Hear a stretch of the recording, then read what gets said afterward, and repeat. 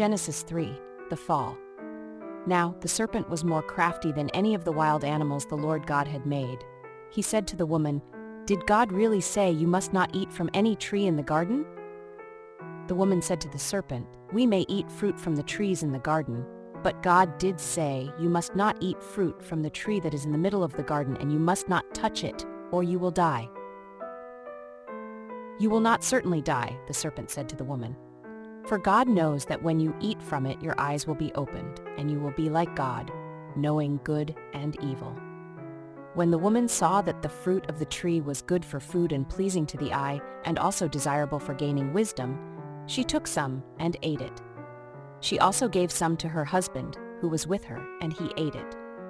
Then the eyes of both of them were opened, and they realized they were naked, so they sewed fig leaves together and made coverings for themselves.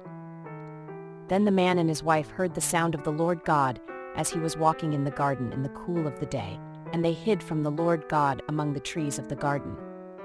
But the Lord God called to the man, "Where are you?" He answered, "I heard you in the garden, and I was afraid because I was naked, so I hid." And he said, "Who told you that you were naked? Have you eaten from the tree that I commanded you not to eat from?" The man said, "The woman you put here with me, she gave me some fruit from the tree, and I ate it." Then the Lord God said to the woman, "What is this you have done?" The woman said, "The serpent deceived me, and I ate."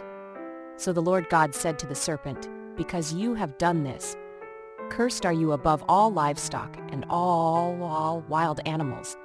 You will crawl on your belly, and you will eat dust all the days of your life. And I will put enmity between you and the woman, and between your offspring and hers. He will crush your head, and you will strike his heel." To the woman he said, "I will make your pains in childbearing very severe. With painful labor you will give birth to children. Your desire will be for your husband, and he will rule over you."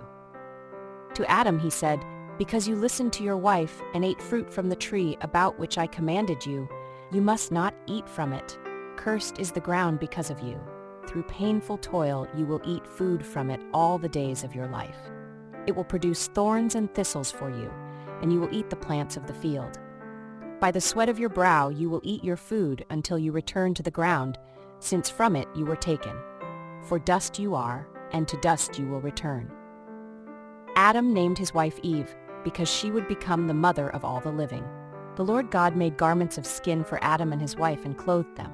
And the Lord God said, "The man has now become like one of us, knowing good and evil. He must not be allowed to reach out his hand and take also from the tree of life and eat and live forever." So the Lord God banished him from the Garden of Eden to work the ground from which he had been taken.